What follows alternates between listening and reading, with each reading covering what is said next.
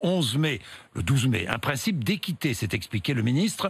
Les commerces non essentiels, boutiques de vêtements, librairies. Librairie, je suis pas sûr que ce soit non essentiel. Mais enfin bon, par exemple, sont fermés depuis le début du confinement. En tout cas, en principe, parce que vous l'avez constaté, évidemment, dans beaucoup de villes, dans certains quartiers, des commerces ont rouvert un peu discrètement depuis quelques jours, en adaptant leurs activités aux mesures sanitaires.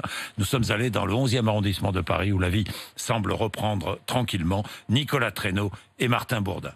Le détour n'était pas forcément prévu, mais un magasin de bricolage et de jardinage ouvert, l'occasion était trop belle pour Anne-Stéphanie et son fils Baptiste. Ça manquait un peu, on va se faire un petit peu plaisir. Ils en ressortent avec un sac bien rempli. Des petits géraniums pour embellir le quotidien. Pas vraiment des produits de première nécessité, mais Anne-Stéphanie en avait besoin. C'est toujours sympa de sortir pour acheter autre chose que les courses alimentaires. Dominique, elle, est venue avec son mari pour acheter une lunette de toilette. Cette habitante historique du quartier sent l'atmosphère changer depuis quelques jours. Hier, je suis allée chez Fleury, je me suis acheté une petite plante. Il y a des pressings qui ont rouvert. Et ben ça fait du bien.